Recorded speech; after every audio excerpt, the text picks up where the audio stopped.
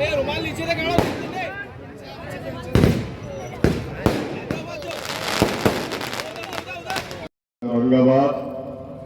मैं हमारे महाराष्ट्र के नेता अमित भुईगढ़ साहब से कहता हूं कि अब्दुल अजीम इनकलाब आजम संघर्ष कमेटी के अध्यक्ष आज वंचित बहुजन अघाड़ी में प्रवेश कर रहे हैं। उनका अमित भुईगढ़ साहब और हालांकि वो खुद उम्मीदवार है, लेकिन उन्होंने ये सोच के वंचित बहुजन अघाड़ी में प्रवेश किया कि अफसर खान के हाथ मजबूत होना और आगे का हाल वो खुद सुनाएंगे।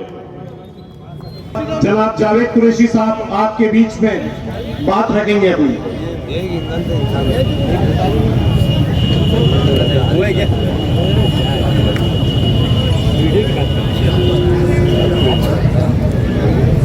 अस्सलाम वालेकुम अजीज तरीन साथियों, मस्जिद के सामने खड़े हैं तो मस्जिद के जैसा ईमान भी अपने अंदर पैदा होना जरूरी है। इसलिए थोड़ी अल्लाह की किबरियाई हो जाए। और मैं देखता हूं कि नारेगांव के मुसलमान अल्लाह की किबरियाई कितनी ताकत से जो है इसका मुजाहरा करते हैं। तो नारे तकबीर, शुक्रिया। अजीज तरीन साथियों, अभी अमित भुईगढ़ साहब को आप सुन रहे थे।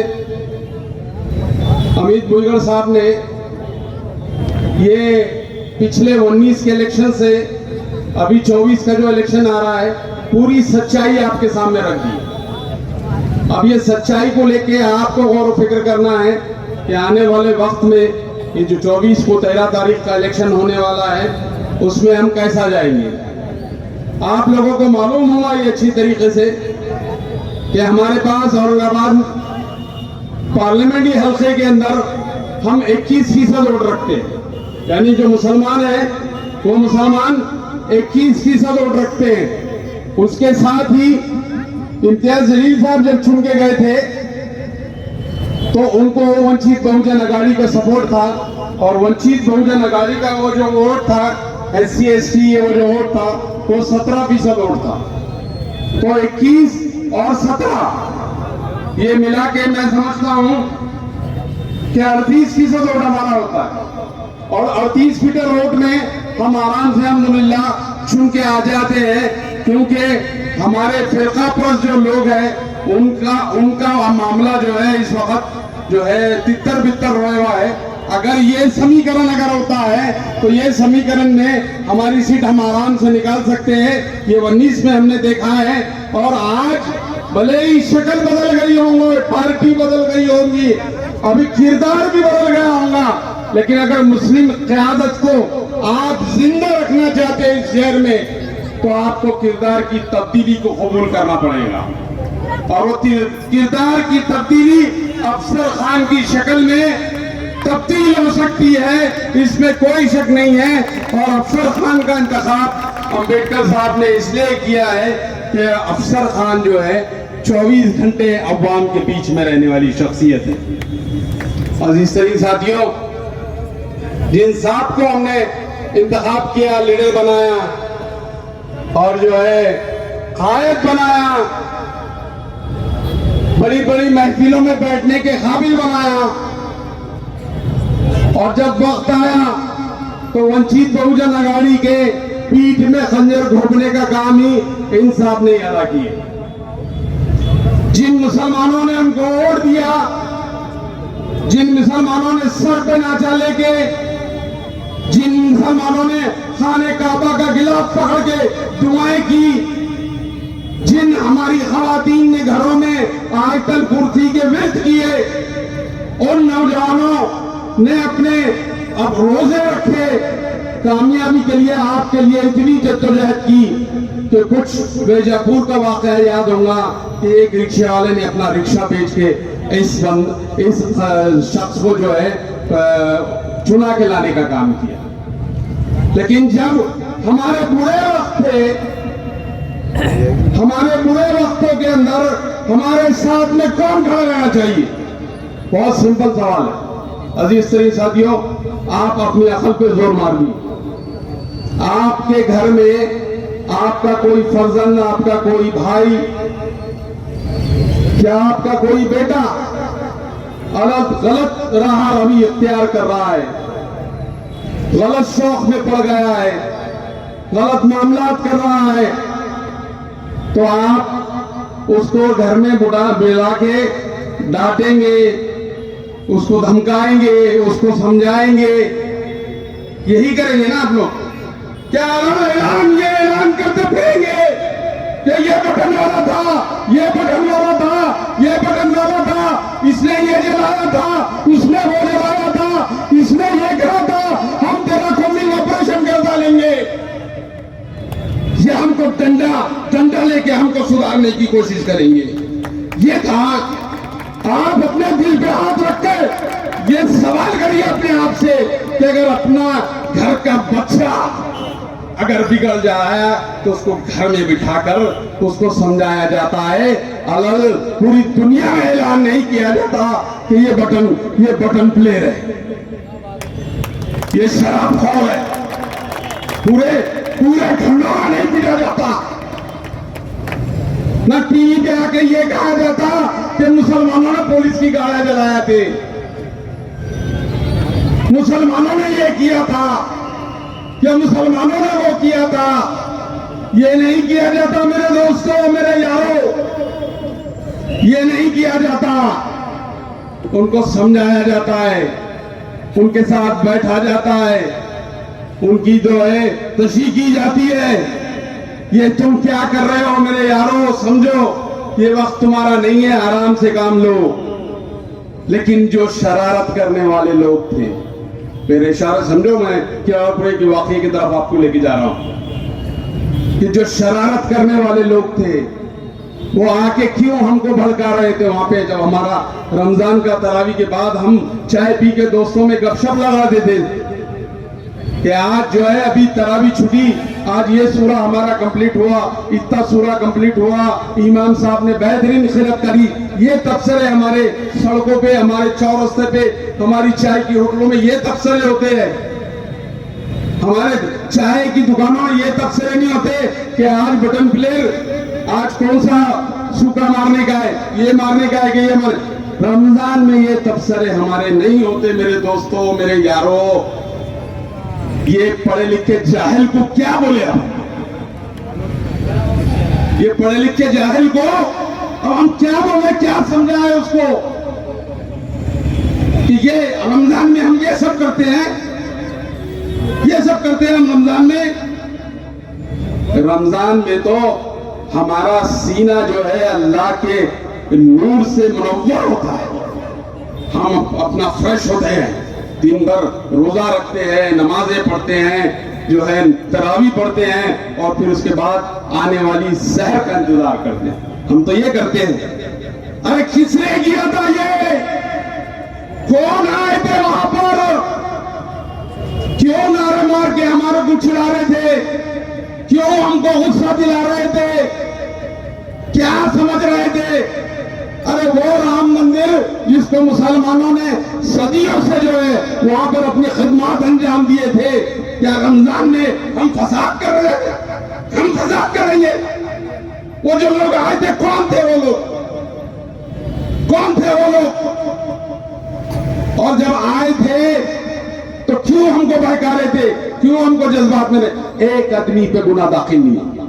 अगर वाकई में तू मुसलमानों का लीडर होता था इम्तियाज जलील, तो वो 30 लोगों पे गुनाह दाखिल करके बताना था, तो मैं समझा था वो हमारा लीडर है, हमने चुन के देखो कोई गलती नहीं करे, हम बोलते थे ये बात।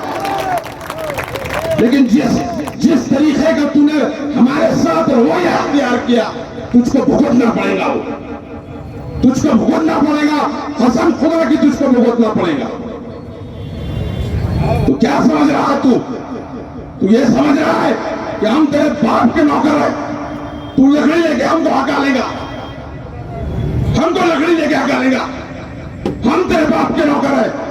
अरे जितनी मोहब्बतें तुझको निछावर की थी, उतना गुस्सा भी तुझको निछावर करेंगे। समझा तू हमको आके, तो तब बात बनती थी कि तू हमारा लीडर है। तो हमको बोलता है बटन प्लेयर है, हमको बोलता है हमने गाड़ी चलाए, और हमको मालूम है किन किन लोगों ने केड़ालपुर में मुसलमानों के घर की निशानदेही की है, सब मालूम है हमको। और कहां था जब गिरफ्तारियां मुसलमानों की हो गई थी? तू कहां था? तू समझ रहा था कि यहाँ के मुसलमानों ने गलती करे? अरे जिन्होंने गलती करे उस पर गुनाह दाखिल कर। ये तो बेगुनाह थे, इनको आके तो छुड़ा रहे थे वो लोग। और गिरफ्तारियों के बाद छुड़ाने का मंजर क्या था? कौन छुड़ा रहा था उनको? कौन 7/12 के 7/12 ला रहा हुआ? पूरे खानदान के साथ 12, पूरे दोस्तों के साथ 12, सारे लोगों के साथ 12 लाके छुड़ाने का काम किसने किया? कौन किया? अफसर खान ने किया यारों। तो क्या कहते हो तुम हमारे नौजवानों को क्या सबक देने की कोशिश कर रहे हो? तुम ये कह रहे हो कि हमने भजन कीर्तन करना तो हम सच्चे मुसलमान? क्या क्या क्या हमारे दिमाग में डालने की कोशिश कर रहे हो आप? क्या हमारी तरबियत का नज़्म कर रहे हो आप ये समझ रहे हो कि जो मुशरिकाने हरकतें आप कर रहे हैं वो मुशरिकाना हरकत करना कामयाबी की जमानत है? कामयाबी की जमानत है, आप ये समझ रहे हो? जब आप नमाज पढ़ के बाहर निकलते हैं तो एक सुकून नसीब अपने अंदर करते हैं, तो ये सुकून ही जो है हमारी तौहीद की अलामत है। हमारे तौहीद को प्यारा प्यारा करने का दर्स क्यों दे रहे हो? तौहीद की जो अमानत हमारे सीनों में है, उस तौहीद की अमानत को तारा तारा करने का काम क्यों कर रहे हो? ये सवाल कौन करेगा? जावेद कुरैशी तो करेगा। आप कब करेंगे? आप कब करेंगे? आप कब करेंगे? कब करेंगे आप ये सब? मेरे दोस्तों, मेरे अजीजों, बहुत बातें हैं करने की। हमको कहते हैं कि औरंगजेब रहमतुल्लाह अलैह से हमारा तारीख कोई नाता नहीं है, हम कुछ भी नहीं है। तो मुसलमानों, तुम कब कहोगे कि तेरा औरंगजेब से ताल्लुक नहीं है तो हमारा तेरे से ताल्लुक नहीं है? ये कब कहोगे? अजीज साथियों, वक्त गुजर चुका, माफ करना, वक्त कम है, थोड़ी सी तंगी है, लेकिन नारेगांव के मुसलमानों, मैं आपसे कहता हूं कि आपके वक्त बुरा वक्त भी आया था। पूरे नारेगांव के अंदर पानी चले गया था। जो भागदौड़ करने वाले हमारे अफसर पठान सामने, आप जो है अगर ये समझ रहे हो कि कुछ रोड बनाकर हमने नारेगांव के मुसलमानों पर बहुत एहसान कर दिया, कसम खुदा की, अगर कोई बैल को भी खड़े कर दी और वो बैल भी चुन के आ गया तो वो बैल भी ये रोड डेनिश का काम कर दे सकता।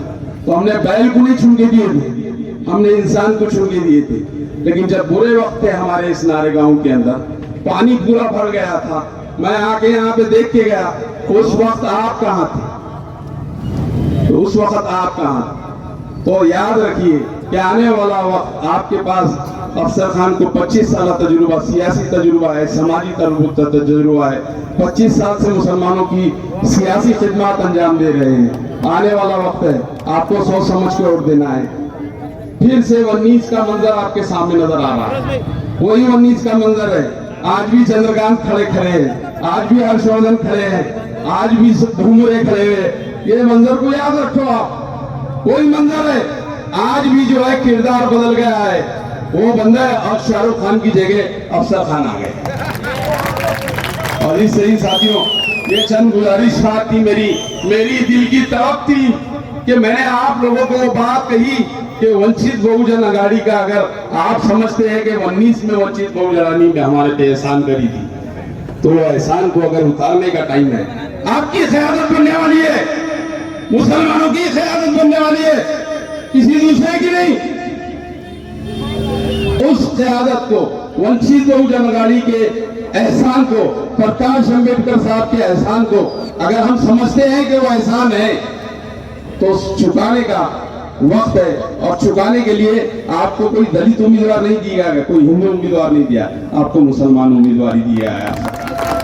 मैं बहुत इल्तिजा करता हूं आपसे, नारेगांव के समीकरण को जो पिछले वक्त था उसको दोहरा दो, इंशाअल्लाह कामयाबी हमारी होगी। खुदा हाफिज।